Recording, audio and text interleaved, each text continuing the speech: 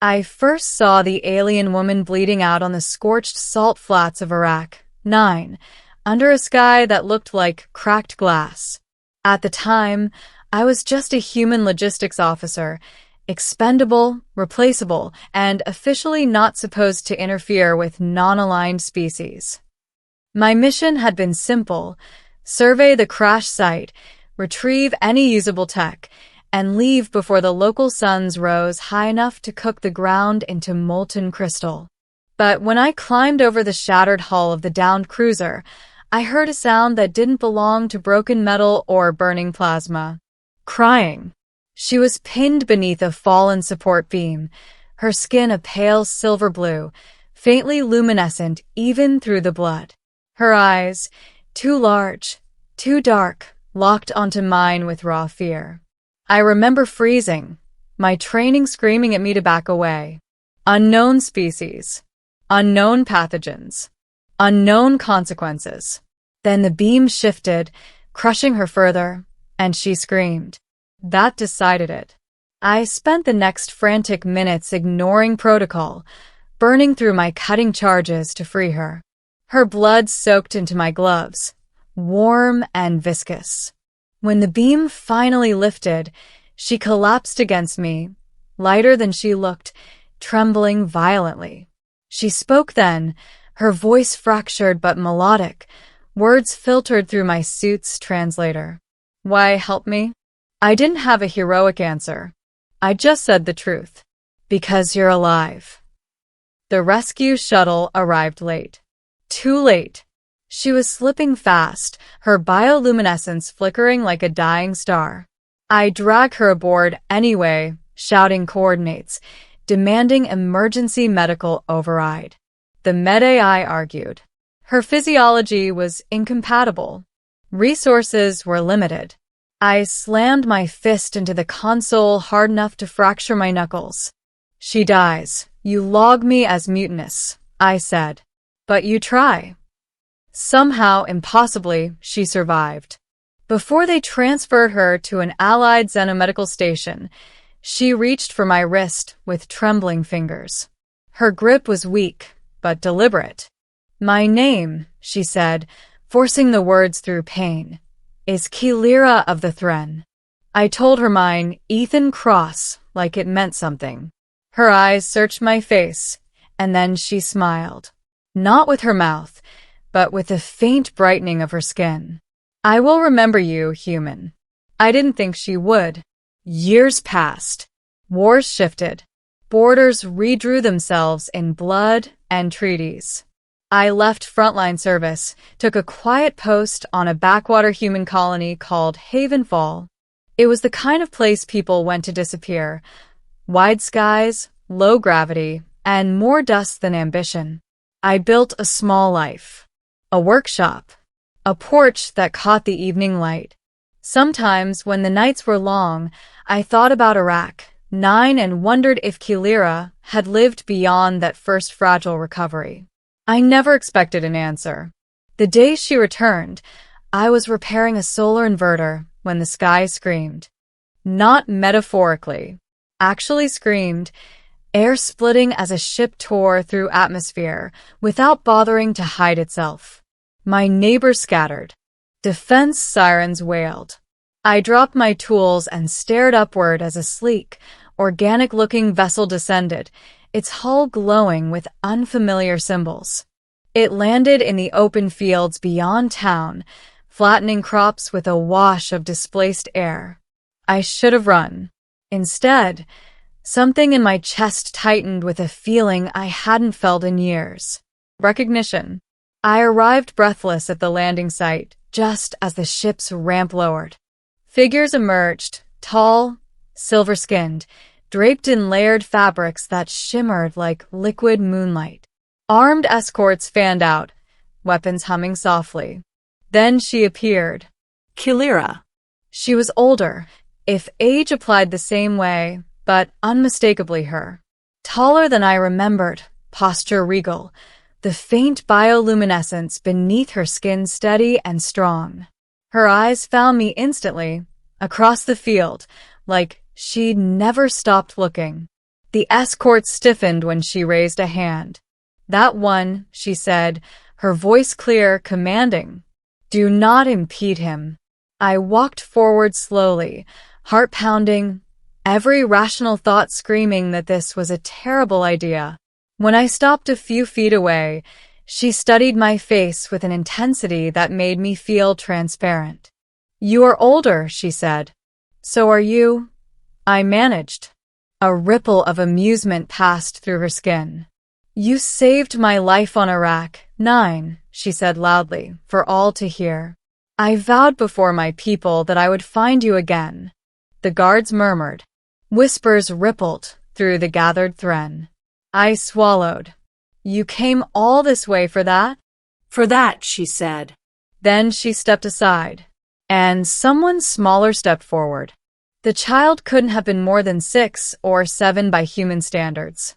Her skin was a softer hue, her bioluminescence unsteady, like a candle learning how to burn. She clutched Kilira's hand, peering at me with open curiosity. "This," Kilira said, her voice gentler now, "is my daughter, Saran." My breath caught. Saran tilted her head. "You're the human?" I nodded dumbly.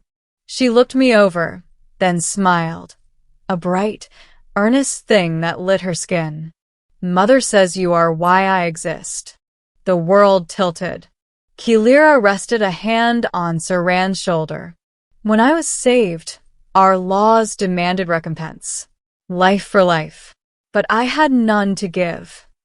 Her eyes met mine, heavy with memory. "So, I swore that when I bore a child, she would know the one who gave me my future." I found my voice slowly. "You didn't have to do this." "Yes," Kilira said simply. "I did." The middle days of their stay blurred into something unreal. Official channels panicked. Diplomats arrived. Havenfall became the center of interstellar attention overnight. Through it all, Kilira insisted on remaining near me, declining luxury accommodations in favor of my modest home. She said it was important that Saran see where I lived. Saran followed me everywhere, her questions endless and earnest. She wanted to know why humans drank bitter liquids for pleasure, why our music made her skin flicker, why the stars looked different through human eyes. One evening, as twin suns dipped below the horizon, she sat beside me on the porch. "Did you know my mother was afraid?" she asked suddenly. I looked at Kilira, standing a short distance away, watching the sky. "She didn't seem like it," I said. "She was," Saran said, "after you left. She dreamed of the beam falling again, of being alone." Her small hand rested against mine, warm.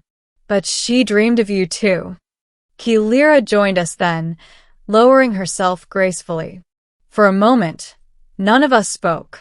"I did not come only for gratitude," she said at last. "Our people are changing. We look outward now, toward alliances, toward understanding." I met her gaze. "And you thought of me." "I trusted you once with my life," she said. "I trust you with my child seeing your world." There was weight in that, more than any medal I'd ever been offered. The days weren't all gentle. There were arguments, misunderstandings, moments when cultural gaps yawned wide. Saran once accidentally overloaded my power grid just by laughing too hard. Kilira bristled when a human official referred to her as a guest instead of an equal. But we worked through it. Slowly, something unfamiliar grew between us.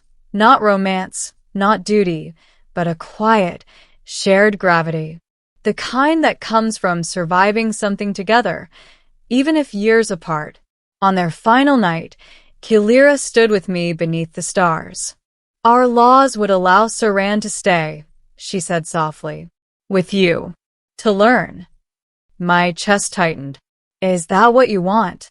She looked at her daughter, then back at me. "It is what she wants." Saran ran forward, wrapping her arms around my waist with surprising strength. "Will you teach me how to save people?" she asked. I knelt, meeting her eyes. "I'll teach you everything I know." Kilira watched us, her bioluminescence brightening, steady and proud. "You gave me life," she said quietly. "You gave her a future." The ship lifted at dawn, but this time, they didn't leave forever. They returned months later. Then again. And one day, the distance between worlds stopped feeling so vast. Because sometimes, saving one life echoes farther than anyone expects, across years, across stars, and into the next generation. Years later, historians would argue about the moment human-Thren relations truly began. Some would point to treaties signed in orbiting halls of light. Others would cite shared trade lanes or joint defense fleets. They would argue dates and documents and never quite get it right. Because it didn't begin with politics. It began on a wooden porch on a forgotten colony world, with a child asking how to save someone who was bleeding under an alien sky. Saran grew quickly, faster than humans, slower than legend. She learned human languages and Thren resonant speech, learned how to stabilize a wound with human hands and Thren biofields working together. When she laughed, the lights in my workshop flickered. When she cried, Kilira held her with a strength that had once been broken and reforged on Iraq 9. Kilira and I never named what existed between us. We didn't need to. Trust was enough. Respect was more than enough. Some bonds don't ask to be defined. They simply are. When Saran finally returned to her people full-time, she didn't leave me behind. She stood before both species representatives and spoke clearly, without fear. This human did not save my mother because of law, reward, or alliance, she said. He saved her because she was alive.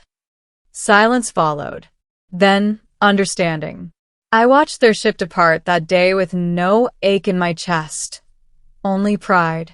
Because I knew they would come back. They always did. And sometimes, when the sky changes color just before dusk, I still remember the sound of crying in the wreckage on Iraq 9. I remember making a choice. I remember that saving one life didn't just change the future. It created one.